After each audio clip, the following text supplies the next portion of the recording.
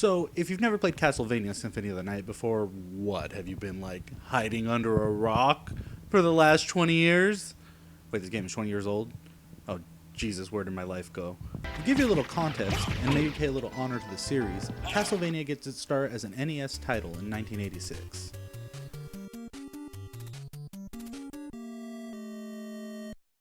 And the concept of the game is pretty simple, really. You just kind of waltz into a castle and start beating the shit out of all your typical horror fare, you know, like skeletons and ghouls and mummies and Frankenstein and mermen and knights and panthers and flea men and crows and flying Medusa heads. Usually you play as one of the Belmonts. It's like a clan of vampire hunter dudes.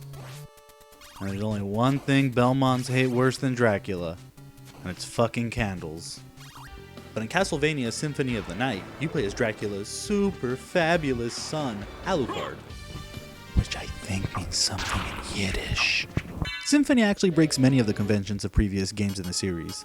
The game has RPG elements, like name, select, screen for some reason. I thought the chick's name was Alucard. You pick up equipment, items, and level up stats, life, and hearts.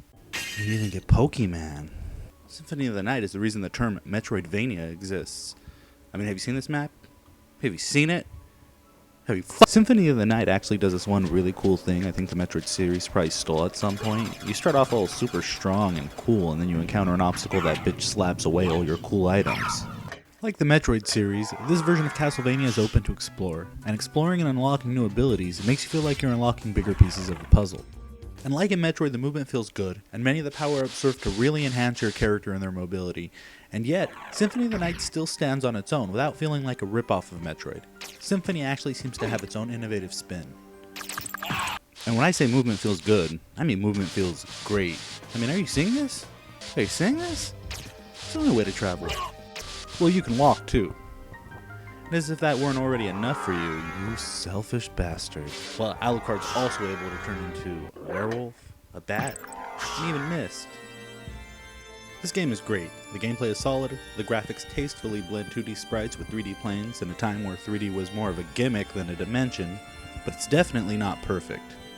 If there's one major gripe I have about it, it's the difficulty. This is something you'd never hear me say about another Castlevania game, and I guess that's the problem. Symphony of the Night is just a little too easy. See, Alucard possesses what is sometimes referred to as Avatar Strength, which is a fancy way of saying he's Cloud Strife. Or, to put it more politely, Alucard gets stronger with almost every action you take. You find a relic? Oh, now you have an extra attack. Oh, did you just get a life max up? Don't forget your heart max up. Also, don't forget to level up on the way there. Don't believe the difficulty's too easy? Let me give you an example. I mean, take a look at this gigantic boss making a little bitch out of me.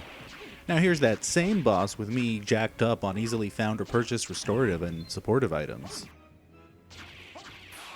It's like he can't even touch me. Now, if you're playing a Castlevania game, I know you're probably not playing it for the narrative, but this one deserves honorable mention. I mean, if anything, just because it's so damn weird.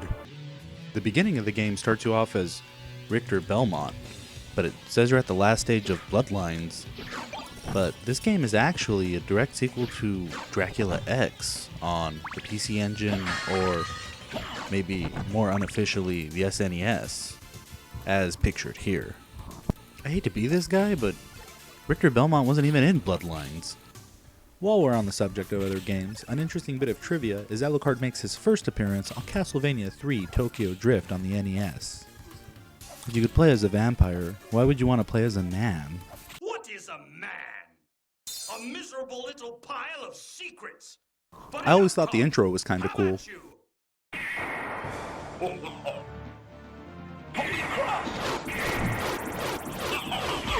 Whoa, now did he just attack him with Jesus?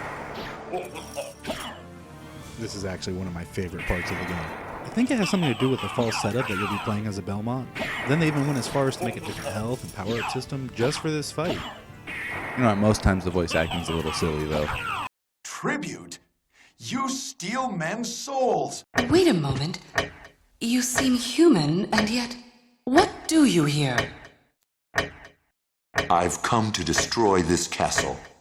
It was Richter Belmont, the legendary vampire hunter who succeeded in finally ending the menace of Count Dracula, Lord of the Vampires, who had been brought back from the grave by the dark priest Shaft. The narrative is pretty light, but there are some heavier moments, like this flashback that Alucard has in his nightmare. It's you. I thought vampires had daymares. I'm coming, Mother. I'll save you. Also, without giving too much away, there's a really interesting false ending in Castlevania Symphony of the Night. Speaking of which, oh, I know what you're thinking. This epic tale of good versus evil, life versus death, has finally come to its gripping conclusion in a game franchise that has been known for having some of the coolest music of all time. It ends a little something like this. No, I'm just messing with you. It ends like this.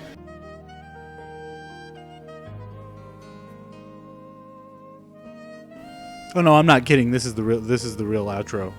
I didn't edit this at all.